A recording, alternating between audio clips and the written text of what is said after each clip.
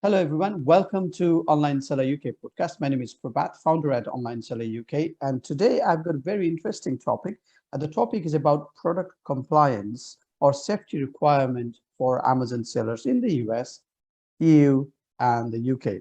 And I'm joined by a very experienced person in the compliance industry with regards to Amazon. He's Fredrik from compliancegate.com.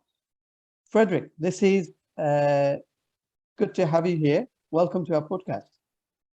Thank you. Thank you for inviting me. Excellent. So I think it's good to start with your company and the introduction about yourself and what your company does.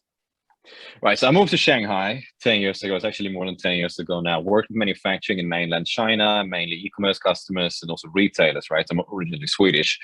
And something that I uncovered is that many of these brands and also smaller startup companies, Amazon sellers and so on, they really struggle to understand the product regulations, the compliance requirements that apply in terms of safety standards, okay, in terms of regulated chemicals and other substances, in terms of labeling requirements, in terms of the documents you need, and of course lab testing and how all this comes together practically in real life. And that's the background. Then we set up Compliance Gate in Hong Kong. Started working on that in 2019. It's been just over 3 years now. Excellent. So I think safety requirement is generally a very complicated topic in itself. And especially when you're trading on Amazon, Amazon may say, okay, you are not covering your safety requirement, but it's very less information about that, right? So a lot of times I see people listing the product without thinking of the safety requirement.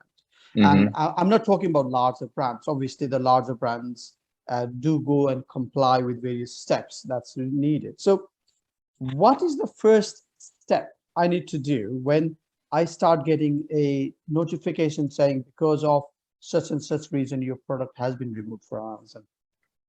Well, first of all, I want to mention that you should definitely act. You should take that first step long before Amazon reaches out to you, because at that point, it might already be too late. Let's say that I'm at a stage, I'm developing a new product, be it a private label product, customized product, right? At the stage where you are working on design drawings or even working just be it a logo, you need to identify the regulations that apply. That's step one, okay? Let's say I want to sell power banks in the UK, right? I need to identify the regulations that apply to power banks in the United Kingdom. That's step number one, because these regulations in turn, okay, they specify the safety requirements. They have a list of safety standards that are mandatory, called harmonized standards in the EU and the UK. They also outline documentation requirements. Do I need a user manual? Do I need a technical file? Labeling requirements, we're talking CE marking, UKCA. Do I need lab testing? So that's step number one, and it can be layered. You can have more than one regulation that apply to the very same product, and these in turn, they hold the key to the practical requirements. Excellent. So you mentioned about power bank. Obviously, that's electronics category, so it must be highly regulated. So what are the categories that I need to think of to? I know you said about compliance requirement check and all that sort of thing. So is there any particular number of categories that you have to be very careful right from the start and get active in terms of compliance? Is there something like that, or does it have to be for all the categories? Well, if we stick to the UK and the EU, you can actually say that there are regulations like REACH, restricts chemicals and heavy metals and other toxic substances, that applies to every single consumer product. This t-shirt, this phone, your headphones, absolutely everything is covered, like in terms of consumer products and chemicals, right? Then you have directives, regulations that are perhaps more strict in terms of the safety requirements, electronics, toys, children's products, cosmetics, obviously, medical devices. And in terms of Amazon enforcement, when it comes to Amazon, they are stricter when it comes to, well, the categories I just mentioned. But I can tell you that we have experience with Amazon reaching out, requiring compliance documentation for jewelry for adults, okay? non-children's products, chemical and heavy metal test reports. So we're not really seeing a pattern where Amazon is only targeting, let's say, more sensitive product categories, if you understand what I mean. You can receive a compliance request for anything. Right. So now it's a little bit of not a hassle, but it can be a little bit of troubling for somebody who's starting out, right? So whether it could be the brand or somebody, a individual trying to start selling on Amazon as a side income. So then the obvious question is, how do I start? Where do I go to find that if my products needs, or what sort of regulation my product or compliance they need? Yeah, and that's really, you know, that's really the first step. And well, in the EU, this official European Union website, you can access all the legislations, the directives, even summaries. They do provide information that's fairly easy to understand. There's also various government websites in the UK. So this is all public information, right? It's not hidden. Now, I think that the hard, where this becomes a bit difficult, if you're an Amazon seller, this is not really your background, you don't have any engineers on your team, or anyone who knows anything about compliance, is basically understanding, okay, I got this legislation in front of me that's 5,000 words, 10,000 words. Do I know if this regulation applies to me? And well, you know, it's pretty straightforward in some cases. The low voltage directive, it's pretty clear. It states the input and output voltage, and if your product is within that scope, like your power bank, it's covered. Okay, but yeah, you really need to dig into these official websites. Then again, you know, there's the compliancegate.com blog. There's various other websites like Product IP. I think they have some sort of blog and some conformance code.uk. So we find information. The hard part is, okay, how do I know the exact regulations that apply to my product? Because it can very often be layered. It's not just about finding the one regulation. Okay, it can get really complicated. So I think you've given us some idea on the compliance side. So so if you look at somebody who is starting up, okay, so and there are various costs of getting the products into the UK market, and looking into compliance also, it may be very expensive, so it might put people off. So what's your say on that? So is it very expensive process to get compliance done? Well, I think that if you're a startup, or well, frankly, you don't have a lot of money, then well, I would say that you need to do a lot of research yourself, because if you want to go to a consultant like one of the big companies like Intertech or something like that, they are really good.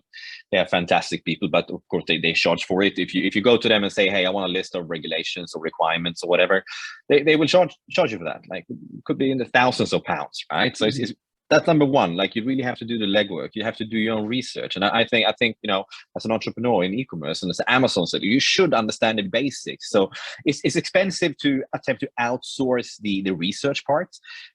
Do as much as you can yourself.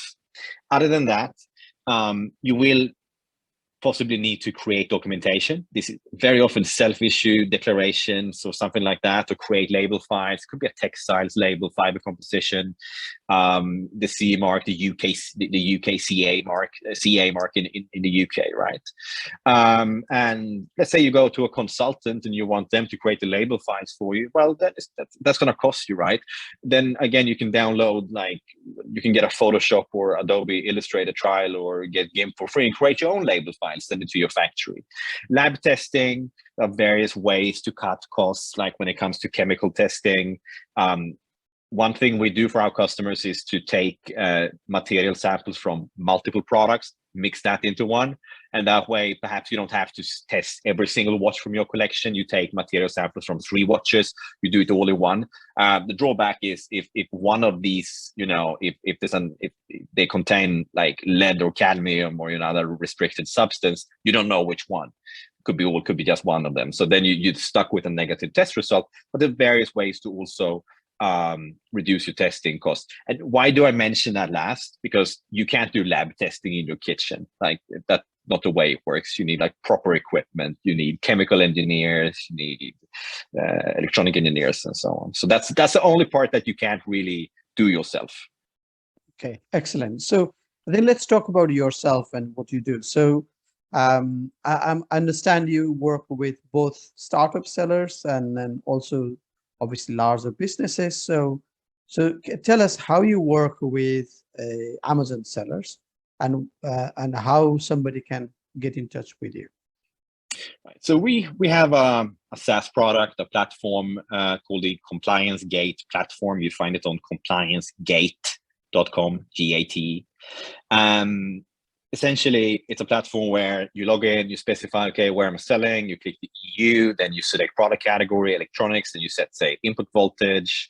Does it come with packaging? What's the age group?